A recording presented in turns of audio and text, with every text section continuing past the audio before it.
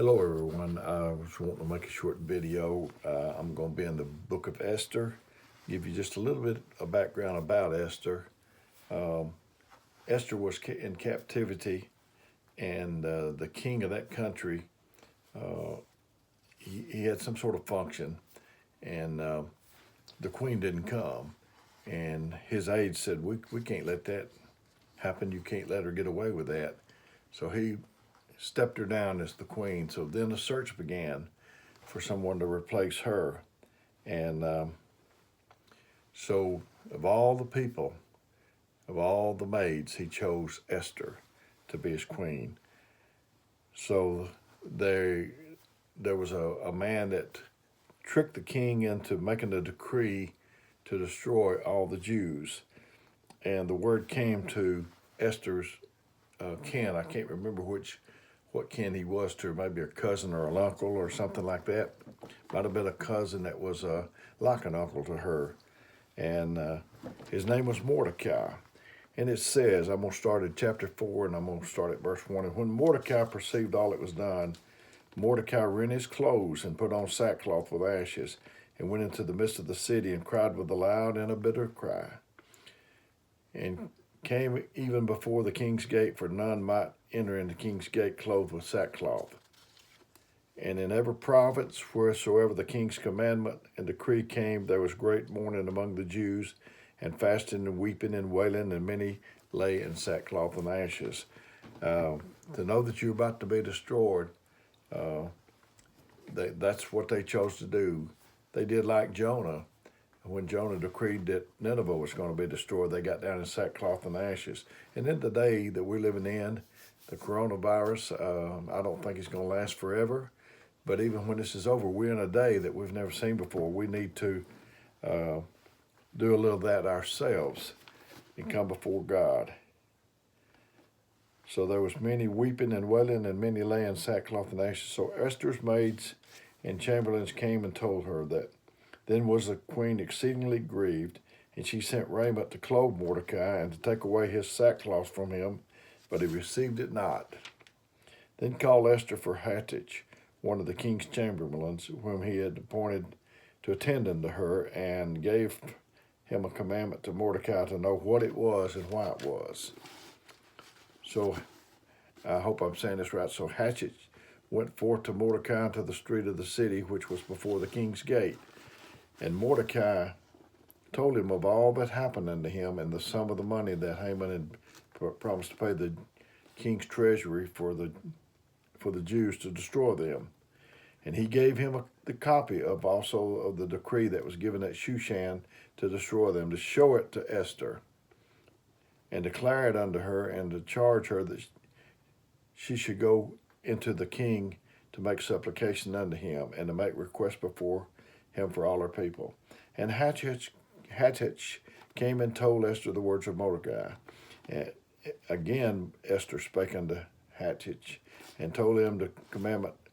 And all the king's servants and all the people of the king's provinces do know that whosoever, whether man or woman, shall come unto the king into the inner court where is not called, there's one law of his to put him to death, even to whom the king shall hold out the golden scepter that he may live. But I have not been called to come into the king these 30 days. That natural king there in that day, you had to be called. If you weren't called and you just came to him yourself, it meant death. That is the way it is for the King of Kings. He has to call you. And when he calls you, if he doesn't call you, it's death. So that's where the story's at. Mordecai is asking Esther to go before the king.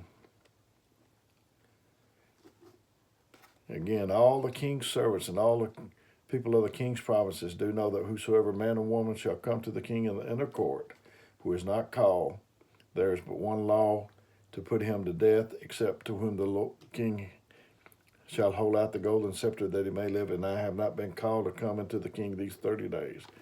And they told to Mordecai Esther's words. Then Mordecai commanded to answer Esther, think not within thyself that thou shalt escape in the king's house more than all the Jews. because she was a Jew. So if the commandment to kill the Jews, and she was a Jew. For if thou altogether hold thy peace at this time, then shall their enlargement and deliverance arise to the Jews from another place. But thou and thy father's house shall be destroyed. And who knoweth whether thou art come to the kingdom for such a time as this? So if you don't move, I'm trying to move on what God wants me to do. And I know that if I don't do it, it won't strain God or grieve God too much. He'll just get somebody else to do it. So that's why I'm trying to move on this that I feel like doing. And then Esther bade them return Mordecai this answer: go gather all the Jews that are present in Shushan and fast for me, and neither eat nor drink 3 days and nights. I also and my maidens will fast likewise, and so will I go into the king, which is not according to the law, and if I perish, I perish. So Mordecai went his way and did according to all that Esther had commanded him. And back a few verses ago, it says, who knoweth whether thou art come to this kingdom for such a time as this? I believe that that we're here in this time. That I was supposed to be born during this time, and so I want to do what I can. Now I'm down to chapter 5. And it said, it came to pass on the 3rd day that Esther put on her royal apparel and stood in the inner court of the king's house, over against the king's house. And the king sat upon his royal throne in the royal house, over against the gate of the house. Here's Esther coming up to the king. He's sitting there, and you can't approach him. If you do, and he doesn't hold out the golden scepter, there's death. You can't barge in on the king. You can't just come to the king anytime you get ready. He has to call you. And I know when I was lost, he called me. And it was so when the king saw Esther the queen standing in the court, that she obtained favor in his sight, and the king held out to Esther the golden scepter that was in his hand. So Esther drew near and touched the top of the scepter. Here she comes. And she's wanting to touch that golden scepter. And she just comes easy. And he holds out the golden scepter. And I don't think that when he held out the golden scepter that she said, well, I'll go in a little while. I might, 10 minutes, I might go over and touch that scepter. I imagine she ran just as hard as she could. So if God extends to you his golden scepter, you need to stretch.